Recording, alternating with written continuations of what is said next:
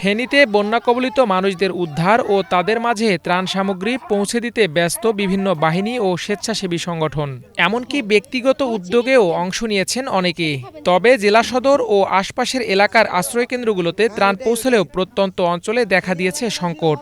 এমন পরিস্থিতিতে এ জেলার তরুণ স্বেচ্ছাসেবকরা নিয়েছে নতুন উদ্যোগ। স্থানীয় তরুণরা শুরুতে জেলার প্রত্যন্ত অঞ্চলের বন্যা দুর্গত মানুষদের উদ্ধারে কাজ করে। এখন বিভিন্ন মাধ্যমে ত্রাণ সংগ্রহ করে সেসব এলাকায় তা পৌঁছে দিচ্ছে তারা। অনেকে ত্রাণ এবং খাবার নিয়ে তারা ভেতরে ঢুকছে, কিন্তু দুর্গম এরিয়াগুলো যেগুলোতে যাওয়া একটু কষ্টসাধ্য, সেখানে অনেকে চেষ্টা করছে না। চেষ্টা না করার কারণে কিন্তু সেই এলাকাগুলোতে খাবার সংকট দেখা দিয়েছে। সেসব এলাকায় গিয়ে আমরা তাদেরকে খাবার এবং উপহার এবং চিকিৎসা সামগ্রী যে মেডিসিনগুলো, সেগুলো তো আমরা সেখানে পৌঁছে দিচ্ছি। আস্তে আস্তে পানি কমতেছে, কিন্তু এখন খাবারের মানগুলো একটু চেঞ্জ করতে হবে। শুকনো খাবারের বদলে একটু রান্না করা খাবার, যেমন চাল ডাল, এগুলো দিতে হবে। আমাদের প্ল্যান হচ্ছে আরো বেশ কিছুদিন থাকার এখানে। পরবর্তীতে ওনাদের চিকিৎসার ব্যবস্থা করার চিন্তা ভাবনা আমাদের ফাউন্ডেশনে আছে, হিউম্যান এইড থেকে। উদ্যমী এই তরুণরা চায় মাসব্যাপী এ সহযোগিতা চালিয়ে যেতে।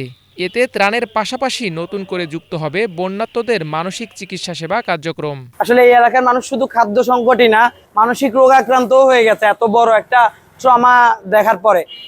তো আমরা এই জন্য কালকে থেকে স্বাস্থ্য সেবা কার্যক্রম শুরু করব, এবং যে এভাবে খাবার আমরা চেষ্টা করছি সারা মাস দেওয়ার জন্য।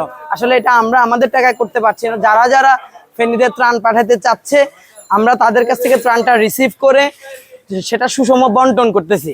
এজন্য আশা করতে পারি যে আমরা পুরো মাসই এই কার্যক্রমটা অব্যাহত রাখতে পারবো। অন্তত যতদিন মানুষের চুলায় আগুন না জ্বলবে ততদিন অল্প করে হলেও, হয়তো পেট পুরা খাওয়াইতে পারবো না, কিন্তু বেঁচে থাকার মতো খাবারটা দিতে চাই। ভারতের উজান থেকে নেমে আসা পাহাড়ি ঢল আর ভারী বর্ষণের ফলে স্মরণকালের ভয়াবহ বন্যার কবলে পড়ে দেশের দক্ষিণ পূর্বাঞ্চলের এই জেলা।